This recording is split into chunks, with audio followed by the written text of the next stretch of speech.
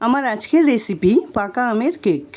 একদম নিরামিষভাবে ডিম বা এসেন্স ছাড়া গ্যাস ওভেনে নরম তুলতুলে কেকটি খুব সহজেই বানিয়ে নেওয়া যাবে। এর আগেও বিভিন্ন ধরনের কেকের রেসিপি শেয়ার করেছি, আশা করছি সেগুলো ভালো লেগেছিল, আর এটাও খুব ভালো লাগবে। রেসিপিটি বানানোর জন্য এখানে আমি একটা বড় সাইজের ল্যাংড়া আম নিয়েছি। আমটা এভাবে কেটে একটা ছোট মিক্সার গ্রাইন্ডারে তুলে নিচ্ছি। আমের কেক বানানোর জন্য একটু ভালো কোয়ালিটির আম হলেই কিন্তু খুব ভালো হবে। তার মধ্যে ল্যাংড়া বা হিমসাগর আম হলেই ভালো হবে। সমস্ত আমটা আমি খুব সুন্দর করে পেস্ট বানিয়ে নিয়েছি। এবার একটা বলে আমি তুলে নিচ্ছি 1 বাটি পরিমাণ সুজি। ঘরে থাকা যে কোনো বাটি বা কাপ দিয়ে মাপটা করে নেওয়া যাবে। সুজির সঙ্গে মিশিয়ে দিলাম সেই বাটি দিয়ে হাফ বাটি চিনি, আর এর সঙ্গে আমের পাল্পটা মিশিয়ে দিলাম। আমটা কিন্তু খুব সুন্দর মিহিভাবে পেস্ট বানিয়ে নিতে হবে। এর সঙ্গেই দিলাম হাফ বাটির থেকে একটু কম পরিমাণে সাদা তেল। আর দেখো, এখানে একটা বেকিং পাউডারের কৌটো থেকে হাফ চা চামচ বেকিং পাউডার দিয়ে দিলাম। সঙ্গে দিলাম 1/4 চামচ বেকিং সোডা। এবার খুব ভালোভাবে সব কিছু একসঙ্গে করে একটু মিশিয়ে নিতে হবে। কিছুক্ষণ এভাবে মিশিয়ে নেবার পর সেই বাটি দিয়ে হাফ বাটি পরিমাণ ছেঁকে নেওয়া ময়দা দিয়ে দিলাম। এক সাইড থেকে ময়দাটা এভাবে ঘুরিয়ে ঘুরিয়ে এর সঙ্গে মিশিয়ে নেবার পর 10 টাকা দামের 1 প্যাকেট মিল্ক পাউডার দিয়ে দিলাম। এর সঙ্গে হাফ বাটি পরিমাণ উষ্ণ দুধ নিয়েছি, তার থেকে কিছুটা পরিমাণ দুধ ঢেলে দিয়ে এক সাইড থেকে ঘুরিয়ে ঘুরিয়ে খুব সুন্দর করে ব্যাটারটা বানিয়ে নিতে হবে। এই রেসিপিটি কিন্তু দুধের বদলে হালকা গরম জল দিয়েও বানিয়ে নেওয়া যাবে।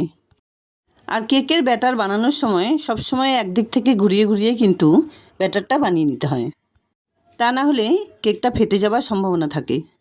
আমার কাছে থাকা 1.5 ইঞ্চি উচ্চতার একটা হার্ট শেপ কেক টিনের ভেতরে আগে থেকে তেল ব্রাশ করে নিয়েছিলাম। এবারের ভেতরে খুব সাবধানে সম্পূর্ণ ব্যাটারটা ঢেলে নিচ্ছি। বাড়িতে থাকা যে কোনো খাড়া অ্যালুমিনিয়াম বা স্টিলের বাসনেও এই রেসিপিটি বানিয়ে নেওয়া যাবে। এবার হাত দিয়ে এভাবে একটু ট্যাপ করে এটাকে সেট করে নিতে হবে, যাতে কোনো রকম হাওয়া বা বাবলস থাকলে সেগুলো বেরিয়ে যায়। দেখার সৌন্দর্যের জন্য কিছু ড্রাই ফ্রুটস উপর দিয়ে সাজিয়ে দিলাম। রান্নার একটা ভারী কড়াইতে নুন ছড়িয়ে একটা আয়রন স্ট্যান্ড বসিয়ে 5 মিনিট আগে গরম করে নিয়েছিলাম।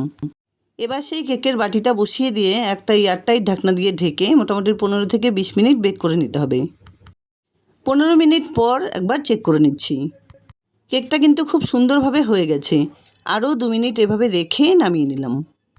এবার একটা পাতলা ছুরি দিয়ে চারদিকটা এভাবে একটু ছাড়িয়ে নেবার পর উল্টে নিচ্ছি। কেকটা ঠিকমতো বেক হয়েছে কি না সেটা দেখার জন্য একটা স্টিক বা টুথপিক গেঁথে দেবার পর সেটা যদি ক্লিয়ার না আসে, তাহলে বুঝতে হবে কেকটা আরেকটু বেক হওয়া দরকার। এখানে দেখো কেকটা কি সুন্দরভাবে বেক হয়েছে, আর দেখতে যেমন সুন্দর হয়েছে তেমনি কিন্তু খুব নরম তুলতুলে হয়েছে। তাই আমের সিজন শেষ হয়ে যাবার আগে এই রেসিপিটি একবার অবশ্যই ট্রাই করার অনুরোধ রইল।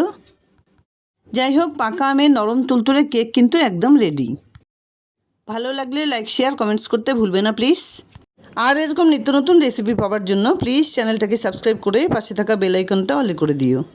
দেখা হচ্ছে নতুন কোনো রেসিপি নিয়ে। ভালো থেকো, ধন্যবাদ।